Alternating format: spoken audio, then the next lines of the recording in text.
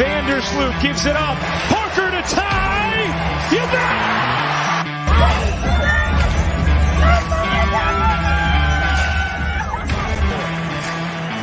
Here's the 0-1. This is going to be a tough play. The Cubs. Finds Rose. Rose trying to get open. Fires away. Bang! It's over. The Bulls win at the buzzer. DeRozan to win it! No! DeMar DeRozan delivers! Anderson hits it in the air to right. Back at the wall, and the White Sox win it!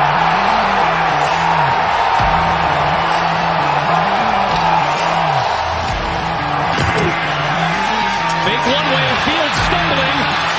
Trying to cut it back. Justin Fields making magic happen. There goes Fields. Touchdown! Who will receive it first after it is hoisted by the catcher? Will it be the 40-year-old defenseman who has longed for this moment? Yes, sir.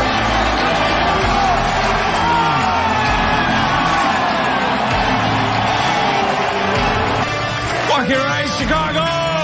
Woo!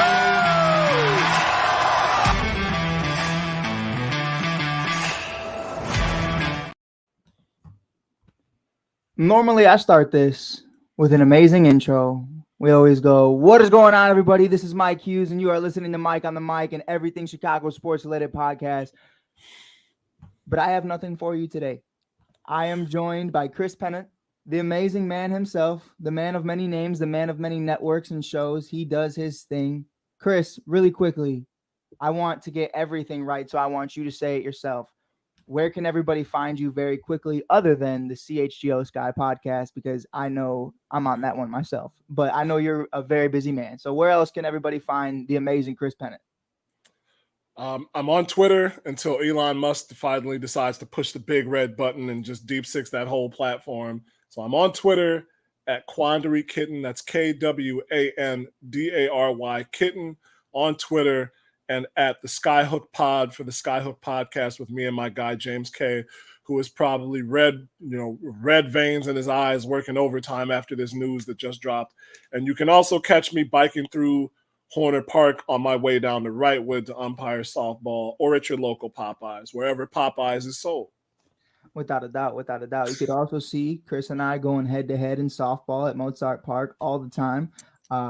Always an amazing time. I could see this man from 80 yards away. This man's so tall. The first time I met him in person, I said, whoa, I'll stand. You ever seen that picture of Jose Altuve and Aaron Judge standing next to each other? Oh, don't do that. It felt like that. It felt like, I can't lie to you. It was scoreboard though. You know what I mean? But that's why I was like, don't bring that up. You don't have to bring that game up. No, but in all seriousness, man, we're dancing around it. We're trying to find the light in a dark room, a very, very dark room. Chicago Sky general manager and head coach got the double today. Very rarely this happens, and especially in a season like this. James Wade has stepped down from all Chicago Sky basketball activities to take the assistant coaching job for the Toronto Raptors, which that's all love. That's amazing. And first and foremost, before we get into our personal feelings about how this affects the team, because Chris, you and I had these conversations all winter long. You know, you're upset Quiggs is leaving, you're upset Sloot's leaving, Candace is leaving, but it's all love. You know, amazing opportunity. So congratulations to James Wade, finally in the NBA. I couldn't be happier for him. But Chris, now that we got that out of the way, first thoughts from a Sky media base and just a Sky fan in general. How are you feeling about this 15 plus games into the season? I try to step back from news, especially news like this, as quickly as I can and really put things in perspective. But this one is difficult because the immediacy jumps out at you. The Sky were on a 6-game losing streak before beating Los Angeles twice. James Wade in the press conferences. Now I'm looking at the comments that he made about his coaching staff and Tanya Edwards, how they prepared a defensive game plan that really allowed them to beat a quality team and a quality head coach in Kurt Miller. He made mention of Tanya Edwards multiple times. He brought up Emre Vattensever as well in one of those press conferences. And now, the Sky were looking like they were rounding into some form. Courtney Williams' first triple-double of her career. Kalia Copper had gone 6 games straight, shooting under 40% before Friday night, went 8 for 12 from the field. It seemed like things were picking back up for a team that really needed a pick-me-up. And then you get this news on a Saturday afternoon, the day before a road game in Indiana, a tough Indiana team. And, bro, it's hard. I see a lot of fans out there who are of the one mind, which is that he mortgaged the future. They're talking about James Wade mortgaging the future, trading away all of next year's draft picks and a couple in the future, 25 and 26, for a team. And then, somebody said he had a plan and then just left. People are hurt. People are more than hurt right now. Now, I want to ask you this too, because it does play a role into this. We obviously had the conversations about going to Toronto earlier this year, playing the first WNBA game in there. And it wasn't, it was a consensus that everybody understood, like it's a reasonable thing right now that's going on. We all knew at some point the end goal for James Wade is obviously going to be coaching in the NBA. I feel like that's what you would expect. You want to play at the highest level. You want to play in a place where you will financially get paid the most money. So it's no disrespect, but when you have these conversations all off season long, talking about, no, like, this is not a rebuilding team. We are going to contend. We are going to do this. We are going to do that. I don't look. I've seen a lot of Sky fans, and I want to be careful on how I word this, because I've seen a lot of Sky fans say, "How could you do that and then leave?" Like, let's not act like over the winter he knew he was going to get this coaching opportunity at the Toronto Raptors. You know what I mean? Like that wasn't a part of the plan. That just kind of came into fruition, and you have to take that opportunity where that sees fit. But again, like we've said, from Kalia Copper's perspective, from everybody else's perspective on this team, Dana Evans, the ones who have been here, the ones who have been grinding, Rebecca Gardner, even the new individuals, like you said, Courtney Williams. First of all, and hold on, because Chris, take a seat, buckle up, because Courtney Williams is not a fucking all-star. And that is, she's top 5 in assists on the season. She just had a triple-double last night. She has been putting the team on her back alongside Kalia Copper, and she snubbed an all-star appearance. At least the reserves, I would have been completely fine with it. Absolutely ridiculous. We have Candace Parker making the all-star team. Respectfully, CP, I love you, but you averaged 10 points on the year with 4 rebounds. I don't know what we're doing. I don't know what we're talking about. Chris is laughing, but I'm so for real. Like, what are we talking about? It's just like a name value thing, but to get back to that point, because I was going to do a whole show today just talking about the Sparks and talking about the Connecticut game and Courtney Williams and Cobb being named a 3-time All-Star, which is all love, and obviously Courtney being snubbed. But Chris, this has changed the entire direction of where the season was going. Bro, let me start on the All-Star stuff. Okay, I want to hear it. I need to hear it. I was going to say, in thinking about, especially in the context of stuff like MLB, I actually like what WNBA did in having a weighted score determined by not just fan voting, but also player voting and media voting, because all of those 3 entities have some sort of bias. And ideally, statistically, if you combine the 3 and then use the average of that score, or whatever formula that they used, you get a better idea of where somebody should be placed in terms of voting. Right. You do get some funny occurrences, like how Sabrina was 19th in player voting and like top 10 in the other 2. But usually you're going to get a good idea of where somebody falls that season, how good they were. The issue here is, for sure, Candace Parker is kind of like she's playing out the veterans role on this Aces team. Right. Probably almost an assistant coach, come in and just do Candace Parker things for 20 minutes a night and just watch the team roll over everybody.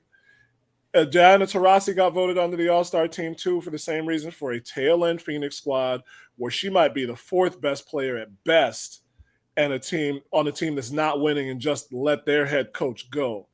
So Right. those two got the veterans rub.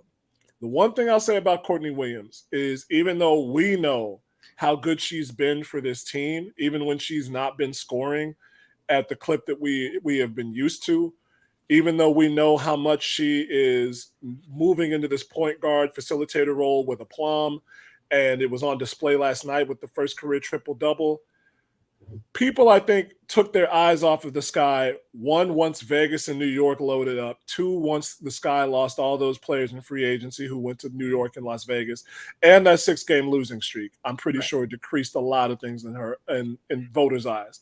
That being said, Kalia Copper is having statistically a similar season to last year, but we've seen her not as good as we know that she can be in Chicago. Right. And so that kind of is, as much as I believe what I just said, and as much as I believe it's root, I have the argument to support it. For sure. Looking at that, it kind of throws that argument into, it cracks it. It cracks the glass, because if Kyle's having a season that's not quite as good as previous All-Star seasons, how do you not have Courtney Williams in? So I completely get your anger.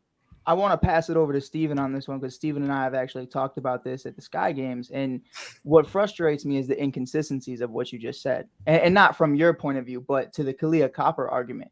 Ka is in MVP conversations this year, not because she's having the best year of her career, because she is the face of the team. Whereas Courtney Williams, obviously you take that step back. Now you're more of like a Alonzo Ball type of situation, where maybe statistically the stats aren't going to wow you, except last night, which come on now. Let's talk about it. Yeah. Come on, let's talk about it, Steven. I need a smile, bro. We got a triple-double from a point guard, Steven. We got a triple-double from a point guard, Steven. We did. But the point of that being the inconsistencies of how we view players as the media and obviously as the voting committee.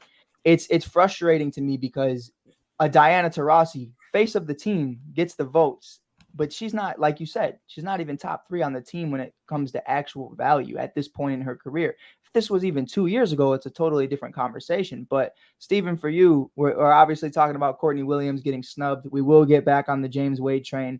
And we're also going to talk a little bit about Chris Paul, because I haven't talked to you about that either. But how are you feeling about Courtney Williams being snubbed, Ka making her 3-time appearance?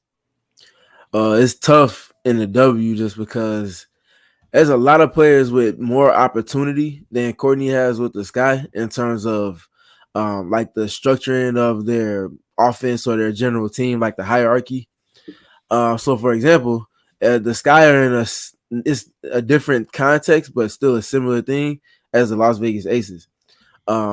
Obviously all of their guards can always make it, but there's always going to also be somebody that doesn't, just because of there's other guards with more opportunity, and it's more evenly distributed with their team versus it being kind of like a one-man band type of situation. So, I mean, obviously Courtney is an all-star level player. That's not even a conversation or debate to have. She can do things that nobody else in the W can. She sees the game differently. She's just actually just an excellent field player. She just has a lot of game. It's different it's different if you're good at basketball, if you have athletic talents or whatnot. It's another thing when you just have game. And Courtney is in that bag of players in the W. It's a small group that has genuine game, and you can just tell. Don't matter who she rolls the ball out with. So she's definitely an all-star, and the fact that she didn't make it this season shouldn't have like any type of negative impact on her perception from people that are consuming the game or anything in regards to that, to be honest. Without a doubt. I look at it, especially as a Bulls fan, someone who covers the Bulls all season long, but prior to the injuries, Lonzo Ball is a very similar situation to me. When you look at the plus minus, you look at the stats, okay, 10 points, 10 assists, it's not going to wow you. And when it comes to an all-star, but the importance that someone holds like that, the calm that that's been the narrative all year long. I know that's Annie's favorite word, is that Courtney is the calm, but that's so true, because she is a stone cold killer. Ice in her veins, does not care about anything. I saw the ice shower she got last night, obviously after the game, where the whole team just paraded her with water bottles, which personally If that ever happened to me, I would run out the building. That is not happening. But that is not happening.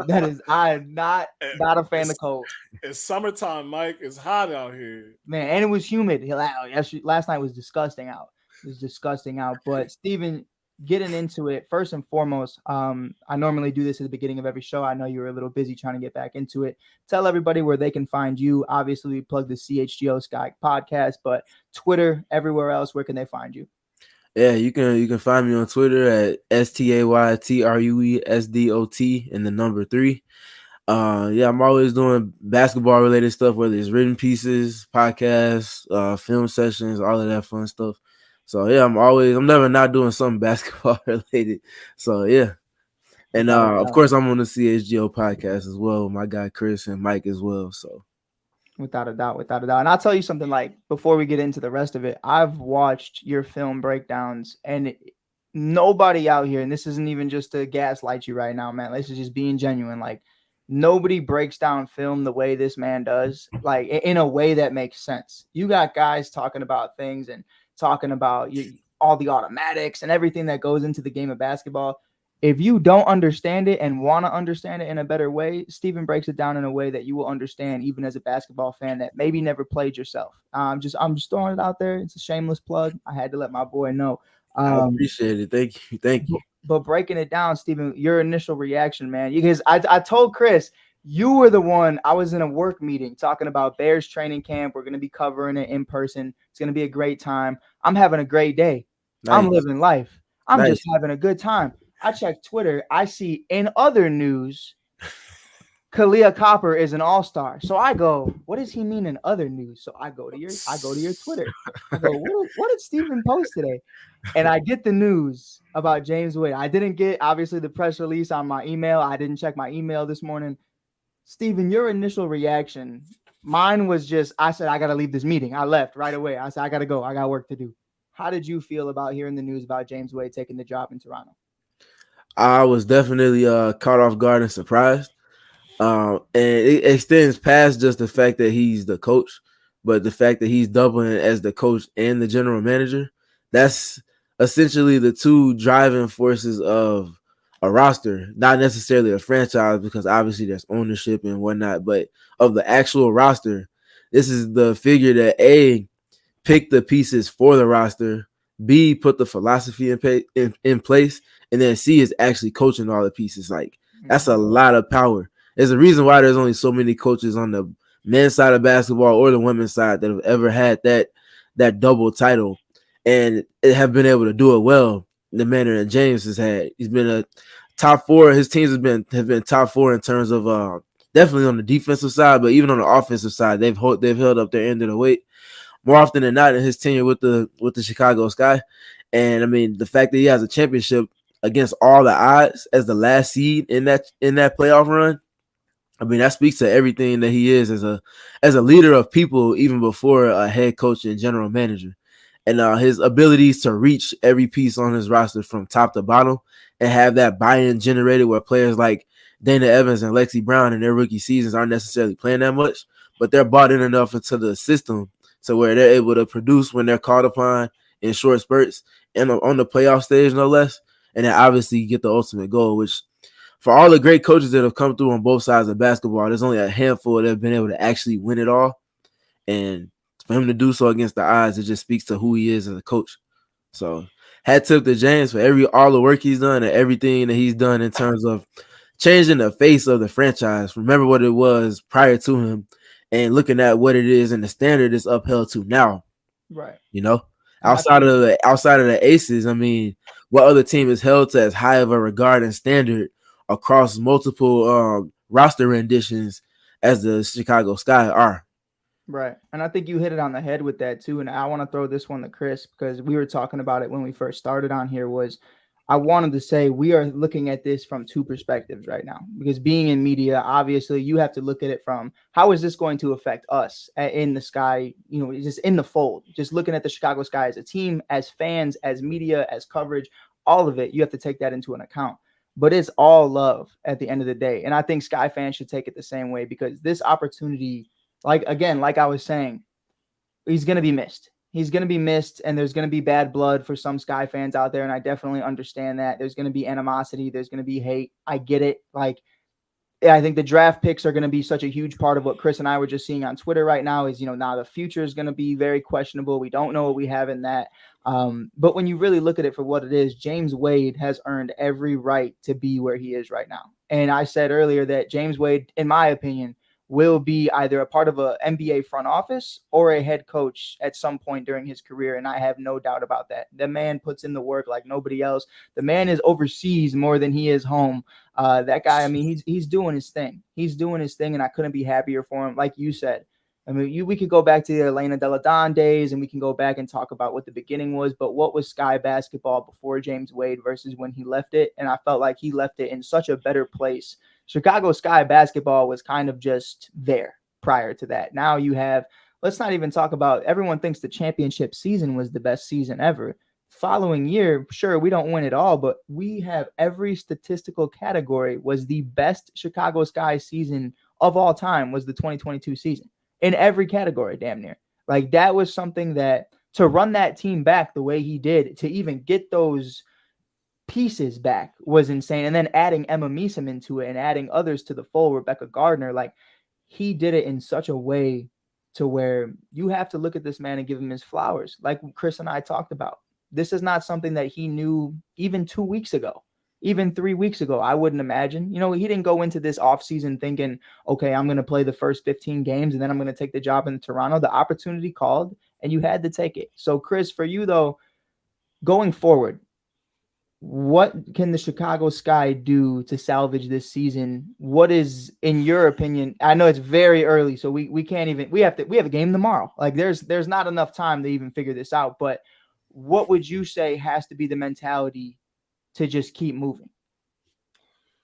With a team like the Sky the team that was put in place, I think Steven has talked about it all season. It's a group of dogs. And I mean, even yesterday and the game before that on Wednesday, and I think throughout the season, as much as they were taking their cues from James Wade, they were taking their cues from Courtney Williams. They were taking their cues from their play on the floor, whether that was Kalia Copper, whether that was Alana Smith, whether that was Morgan Birch, Elizabeth Williams, whomever. And when I've talked to James K these past years doing the Skyhook, he's talked so glowingly about Emery Vattensever and the work he's done. I remember when James was out with COVID, James Wade, and Emery got his first opportunity to head coach a game in the WNBA, and he was damn near overcome with emotion. And the Sky won that game, but you could tell how much that meant to him. So he's not going to be the same guy. I think there's going to be not a different mentality, but somewhat of a different vibe coming into post games. I don't know what it'll be exactly because I haven't had a chance to interact with Emery myself. I mean, you would hope so. It's the salvaging of a season is what the players have been talking about, which is getting to the playoffs and making noise. If you do anything less than that, then it's really going to feel like a lost season. And then all the things that we were talking about before the season, following the departures in free agency, the Sky are going to be asking those same questions. Even with the influx of money from new investors, they still got to get a practice facility together. They've still got to figure out what to do, how to keep the ball rolling in the future. And with this, with the relationships that James Wade had with players on the team, you got to either keep those players or find people who can do the same or better. So first things first, they gotta make the playoffs. They got to figure out a way to pull together because anything less is going to feel like abject defeat. And I think that's the question right now, Steven. You're my numbers guy. You're the guy that I always can look at and understand the situations going on all throughout the league.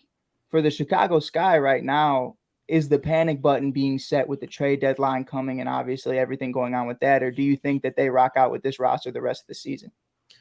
That's a tough question to answer at the moment. Right. I would err on saying they don't press the panic button and make any trades because they haven't been healthy all season. Mm-hmm. So even if James was to stay, if we ask these same questions right now, the answer would be open-ended because we've only seen Rebecca Gardner for a single number of games. Elizabeth Harrison hasn't played yet. And, these are integral pieces that haven't been in the rotation for majority, if not all of the season. that could definitely change what the record is at the moment and give you +5 wins from that, or maybe +7 or 8 wins from that.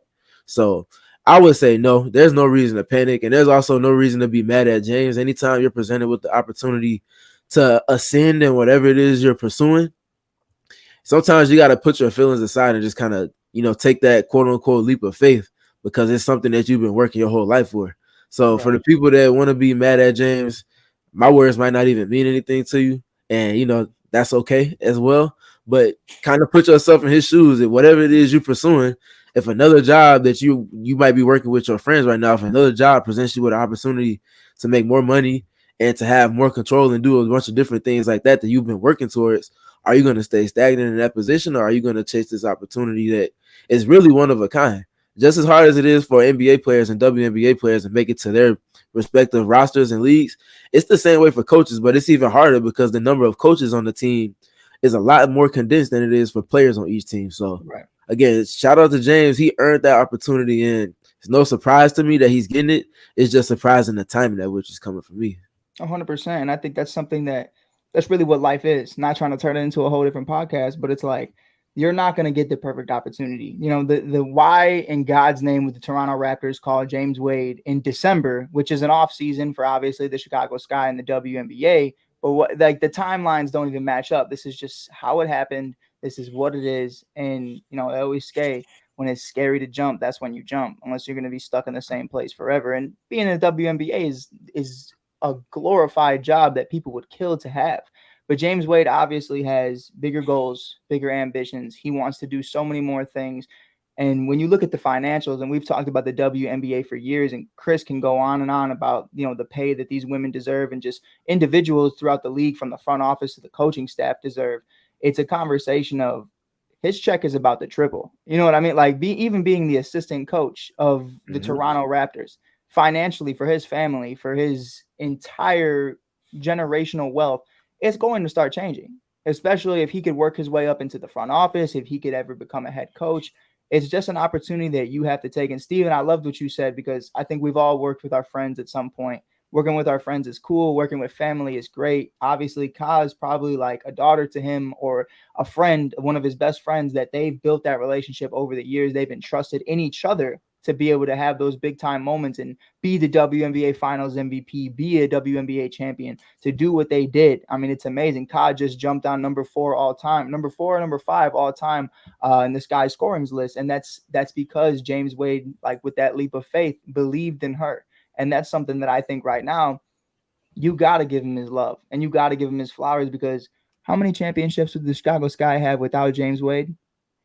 Exactly. And that's really how you have to look at it. Chris, talk more about Courtney Williams. No, I'm playing. No, I loved that. But really just looking forward to tomorrow. What are the expectations? What do you guys, because I know we're gonna obviously talk about this more when we're there. But the vibe. What do you think that vibe is going to be like in the press box? What do you think that vibe is going to be like in post-game media? Well, for me, I think it's going to be a little bit of a gray area in terms of ambiguity. Just not really sure what all is going on, what the future holds, and all of that stuff. But as far as the players in the locker room, I mean, Chris already said it. I didn't talk about how many dogs they got on the roster. Right. That's not as far as the expectations and what they think of themselves, as far as what they think they can do this season, and all of that stuff. That doesn't change at all. Right. I mean, I think it adds to it. To be honest, it's those are the type of individuals when you look at and you look at obviously Courtney and Ka, Dana's a big one. Rebecca. I mean, looking at them and their mentality. Cool. Like that's just another reason they're going to count us out. That's just another reason they're going to say we're done. And that's exactly why I feel like they could go on a run right now. Yeah, and that's exactly what I'm getting to. Nothing changes in terms of the players' ambitions or what they think they can do this season. The only thing that's going to change is the manner in which they go about it. Emery's going to have, of course, a lot of the same things that James was doing in his Rolodex of philosophy type things and schematics and whatnot. He's just going to go about it a little different over time, especially if he's given the opportunity to finish out the rest of the season, if they don't decide to hire a different head coach and put them in position, before that time comes. Chris also mentioned Emirates had opportunities to coach this guy. Was it 2 or 3 games last year, Chris? I want to say it was 2. I think I so. think he went undefeated if I'm not mistaken. I think so. I'm pretty sure. I mean, that team didn't lose back-to-back games Correct. until Correct. To the till very August. end. Right. Yeah. And that I was think it was he's beginning of August, wasn't it? It was beginning of August. Yeah, and he was there early. It was like early July when he was around. So Mhm. yeah. So to my point, Emery has experience. It might not necessarily be in a sustained manner, but he has experience. And even more than that, he's been in charge of being a scout for specific games. They rotate coaches who do scouts per game basis. And he's also been in charge of the offense. So as far as those things go, he's gonna have a little bit more say so. So it might look different, but that's not gonna change their approach. And it's not gonna change what they think their ultimate end goal is for the season. So the players came here to play with the players. The coach had a part in it, but the players came to play with each other. And I just gotta go about it in a different way. But they'll be fine. They'll be fine. Don't press the panic button. Please don't press the panic button. Yeah, I already saw a couple of them saying who we trading at the deadline for a first. I just said chill out. And obviously it's a frustrating conversation because and Steven, Chris, we got to meet after the fact, but during that instance of Marina Mabry getting traded to the Chicago Sky, we actually talked to James, and James even said that he talked to many individuals, and they all said that he lost that trade, but he owned it because he knew what Marina was capable of doing, and Marina has shown all year long that she can be that big piece of this team that can drive somewhere. We're talking 30 plus points per game. We're talking some of the best ball movement we've seen in quite some time. I mean, one thing we always said very critically about the Sky throughout the last couple of years, it was a very slow paced team. This team, I mean, we got track stars left and right. This team is moving. This team has wheels. I mean, Elizabeth Williams, come on. You wouldn't think how fast she is, but you watch her run down in a full sprint trying to block a shot on a breakaway. Like, she gets there. She gets Atlanta after too. Atlanta's fast. Elena's insane. Her rim runs. It's fun watching for people who watch this guy consistently. It's fun to watch Atlanta and Elizabeth Williams racing the lane lines down the floor to see who can get to the front of the basket. Can we please talk about? I texted Elena the other day. I said, "You're crazy. You're a psycho," because I watched her take a shot to the face. She's down for a minute, got right back up. She's out blocking shots. I said she has a grade 2 concussion right now, and she is out here in the plus minus stats, just putting in work. But fellas, I want to say how much I appreciate you guys hopping on. I know it was very short notice. Again, everybody just tuning in. If you guys could plug in everywhere we can find you, other than CHGO Sky. Chris, let us know everything we got going on. Steven, following that, because these guys right here to my left and to my right, and obviously Steven right under, man, these guys are the best that do it. I learn from them more than they learn from me, without a doubt. And it's just a blast coming on with you guys, bro. Appreciate it, Mike. As always, this impromptu Saturday afternoon. I think I want to highlight really quick before I go into whatever I got what Steven said, because I see a lot of people saying this foul, and I get that. But y'all are right. The off seasons don't coincide, and Toronto just hired a new coach. They're getting their staff together right now. And so if they'd been in discussions, then I understand it. I understand that dipping on this team in this way that you put together is not not good. I'll just be straight up. I don't think it's good at all. But you go into the off season and you got to either pack your bags for Russia or Poland or wherever, and the NBA season is pretty much starting by the time the WNBA season ends, even in a non-tournament year. So I don't know if you're looking for this opportunity, what you do in advance of that, other than just say, hey, I'm stepping down, and then try to get a job. Because if anybody is in the job market right now, they know how foolish that endeavor could be. Yeah. End up jobless. You know what I mean? Like that's what it is at the end of the day. Who knows how long? You have to keep hustling until you get to your end goal. And Steven and I talk about it all the time. One thing I love about this, man, I keep gaslighting y'all, I promise, but it's my favorite people that I work with. Brian as well. Obviously, you can catch him at all the Sky games. But it's a conversation of sticking your hand in a million different things, because you need to be able to have that flexibility financially. We aren't kids anymore, man. Like, we can't just go pick up and hoop wherever we want to hoop. Like, you need to start making money out of this. If James were to say, I'm going to bet on myself, if I'm the Toronto Raptors, I look at that and I go, what's James Wade done the last 4 or 5 months? Oh, he hasn't been in basketball operations. Okay, well, how's that look? You know what I mean? Like, he had to stay. He has to keep doing what he's doing, because you never know when that number is going to be called. You never know when you're going to get that opportunity. Nick Nurse was still the head coach, to Chris's point. You're having those conversations like, would that have happened? Does Nick Nurse even, respectfully, does he even know who James Wade is to that level? Like, you don't know. And I feel like they have that relationship. But I mean, just in general, NBA coaches, you don't know who knows who. When people get opportunities, Steven and I talked about with CHGO. CHGO was something where we didn't know when our number was going to be called, but we knew people there. I'm not going to go out and quit my day job banking on, hey, maybe I get hired here plus months later. Like, James did exactly what he needed to do. Obviously, if you know James Wade and you follow him on social medias, he is a family man first, and that will always be his end goal, is taking care of his son, taking care of his family, his beautiful wife, everybody he has in his life. It's important. And that's something that, obviously, as fans right now, and especially Chicago fans, that's what we do, is we literally unhumanize everybody, treat you like a robot. Like, we used to talk about Derrick Rose in how many different ways, not thinking about the things Derrick Rose experienced in his life. And also, shout out to my boy, going back to big Memphis, big Mems. But man, come on, that's a whole different show. But man, John Derrick, if this was 2012, I'd be losing my mind. But it's definitely something that you need to look at and say, as a man, as an individual, it's nothing but love. And from Skytown all the way to just fans everywhere, it's always going to be all love. And if it's not, then you're not really rocking with Skytown. And I think that's safe to say. Yeah, I think y'all both made great points. I would just like to bring the context of speaking to the NBA side of things. We've seen how many coaches get fired impromptu. Mm-hmm. We saw the 3 most winning coaches over the past 3 seasons in the NBA: Doc Rivers, Monty Williams, Mike Budenholzer. The 3 by far, and there was a large gap. That's like a whole different tier after those 3. All 3 of those coaches got the axe after this past season. Yep. 2 of those 3 coaches were just in the NBA Finals in 2021. Mm-hmm. And then, like, the others, they made it to the second round.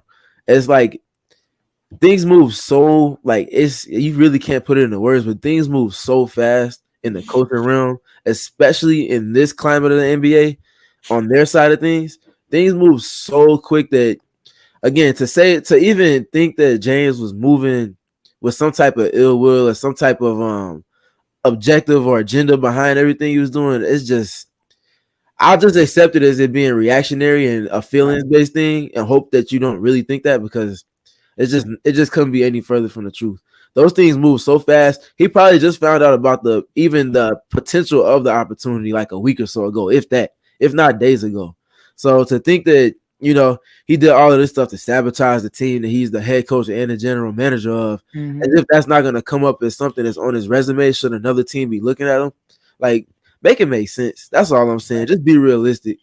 So again, I ain't got nothing bad to say about James at all. James is very candid as a head coach, even when they got hard sometimes after a tough loss. If you ask why they went to this switch in their scheme of philosophy, rather than shooting it off, he'll go into detail and explain why they did what they did, and then he'll take the blame and accountability sometimes for things that he wasn't directly even responsible for. Mm-hmm. And in my opinion, if we're talking about head coaches or a leader of a body of people in any capacity, whether that be a pastor, a boss, or whatever, if you can't take accountability, sometimes even for things that aren't directly in your control, you're not a true leader. So bringing all those things kind of full circle and adding the context of him having one of the best defenses in the WNBA at least the past 4 seasons, if not extending past that, just a hell of a coach, a hell of a man, and a hell of a leader. And again, salute him, hat tip to him for the opportunity that he earned through all of these opportunities with the Chicago Sky.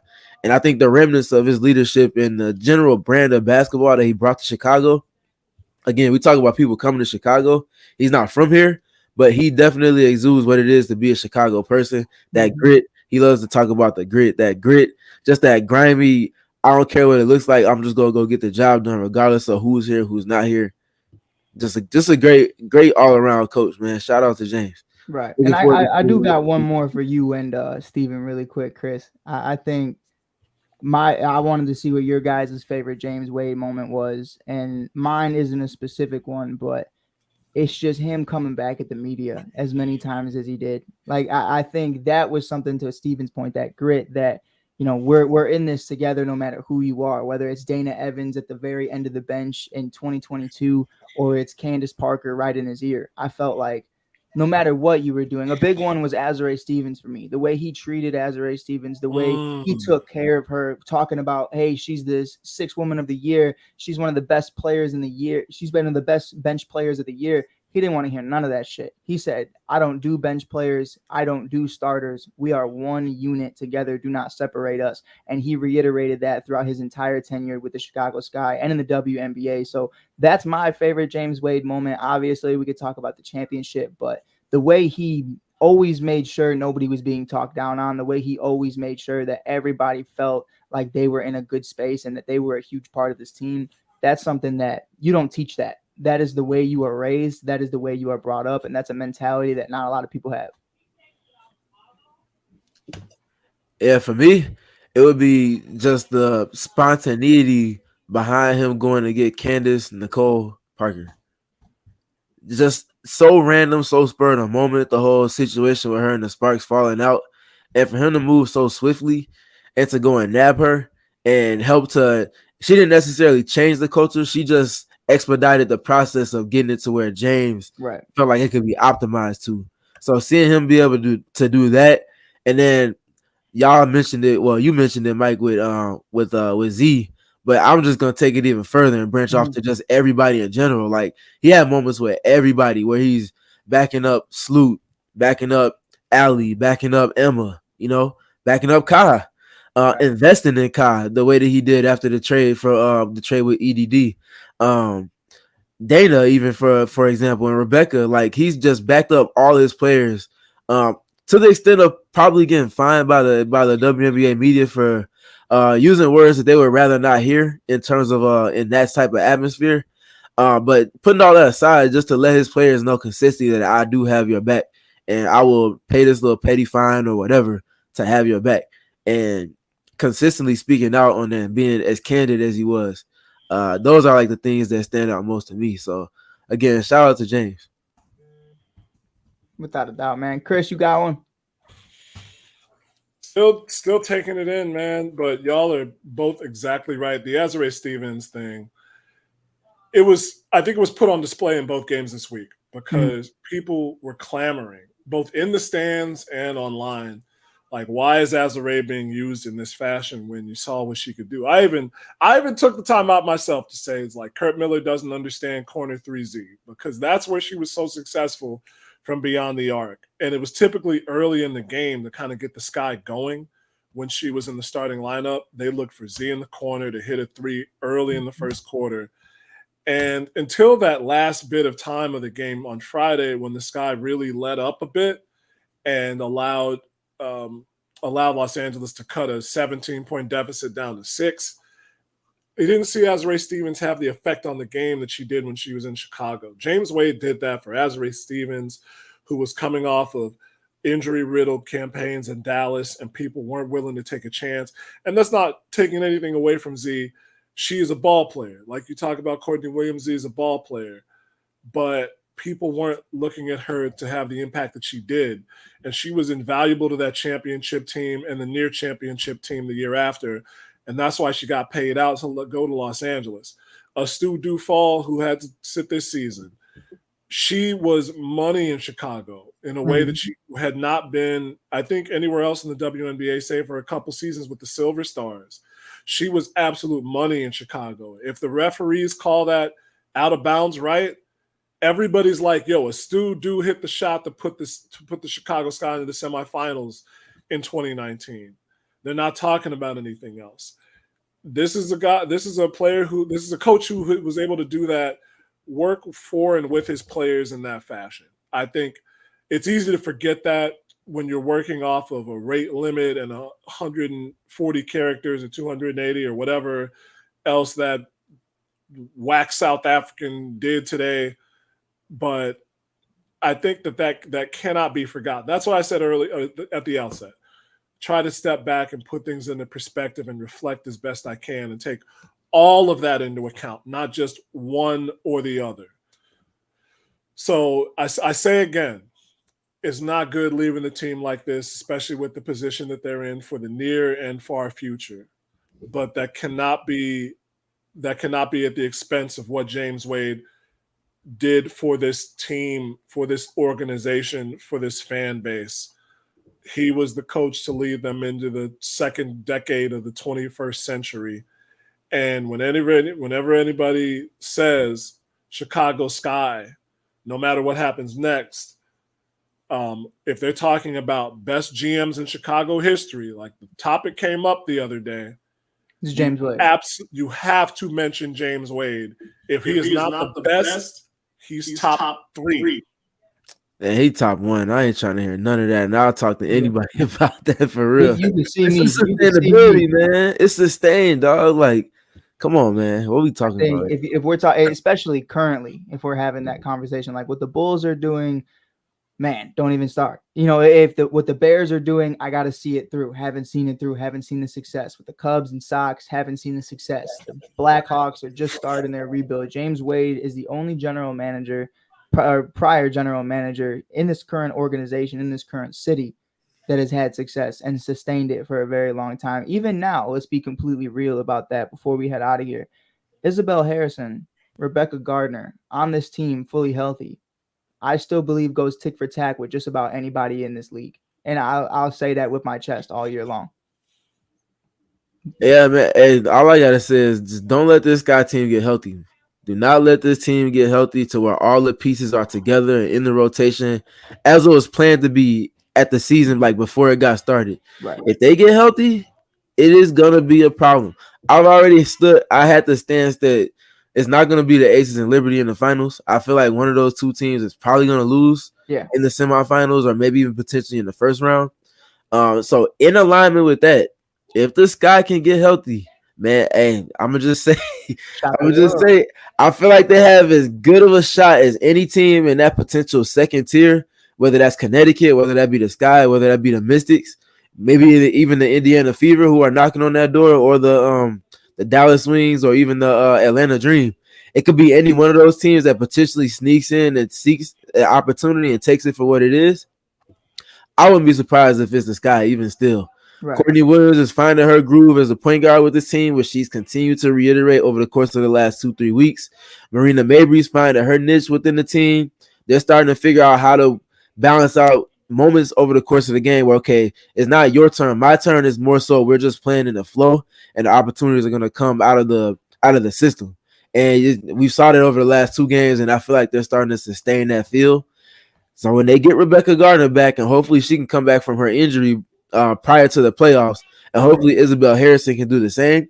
Those two pieces, in addition to what Dana Evans is doing this season and everybody else, Atlanta, Morgan Birch, come on. There's things that this team can do, especially when they start looking into the different lineups and whatnot that they can put together. It's there. Chris and I talked about this the first time we met during a softball game. Chris, we won't get into what happened during that softball game. Why you got to keep bringing that up, bro? It's okay. Don't worry about it. I'm intrigued. I'm intrigued. I just know 4 for 4, 6 RBIs. I was having myself a day. But anyways, scoreboard don't matter. The scoreboard don't matter. We won't do it like that. But I do think at the end of the day, the best thing Chris and I ever talked about. Chris, I love you. I'm sorry.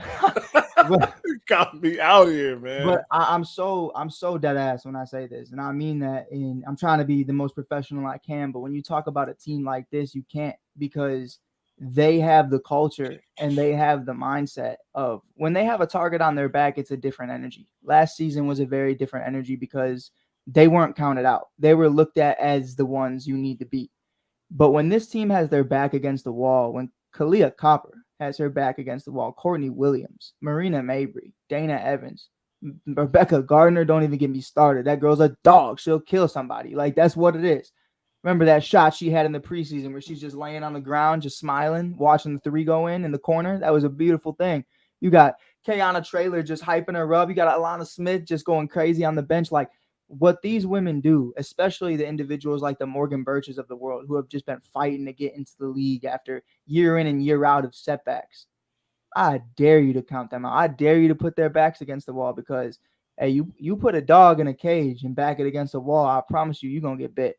And that's something right now that I'm looking at. I have all love in the world for Sloot and Dolson and everybody else, Sandy, everybody in the New York Liberty organization.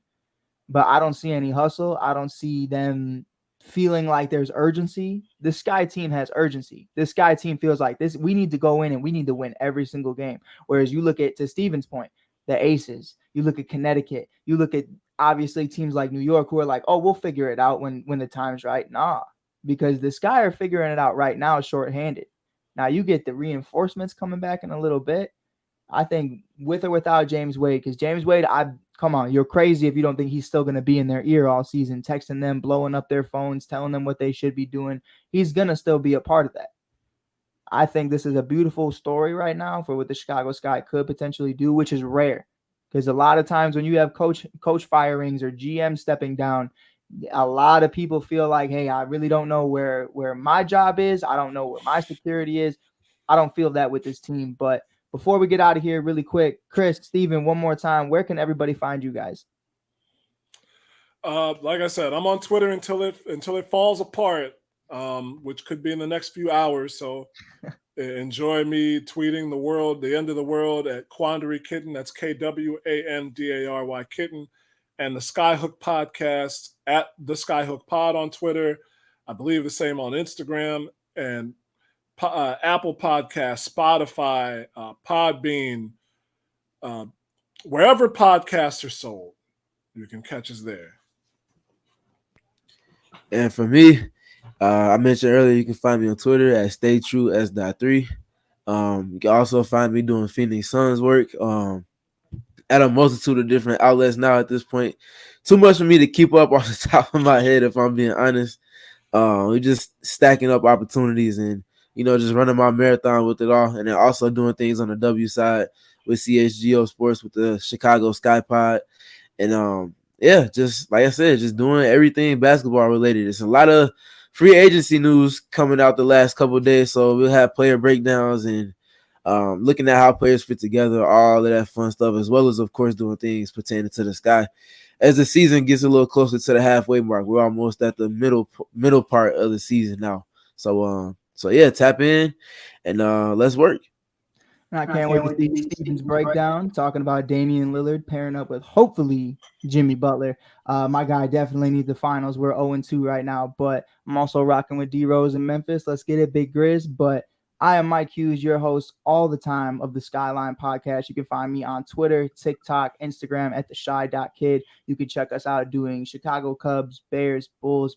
We're starting to get back in the Blackhawks. It's the Connor Bedard era. I was told by the boss man to show this today. You can get yours now. You can get yours now. It's going to be a great time. It's going to be a great season. And obviously, we will got the jersey already. Man, have to. My guys at Clark Street Sports hooked it up for the free. You can get yours now. It's going to be a great time in summertime shy. Acid Rap, obviously, we're doing shameless promotions. Get your tickets.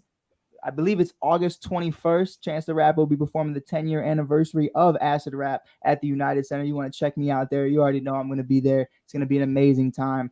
Summertime shy, baby. But with that being said, I appreciate everybody tuning in today. You can check all three of us out from time to time at the CHGO Sky Podcast. They air that as many times as they can. These gentlemen work. These gentlemen are doing so many different things. The fact that all three of us are on a screen at the same time right now on such short notice baffled my mind. But it's just one of those days. It's one of those days. But until then, we will check you guys out on the next one. This is Mike Hughes from the All Sports, All Plays Network. Peace. All sports, all plays. All sports, all plays. All sports, all plays.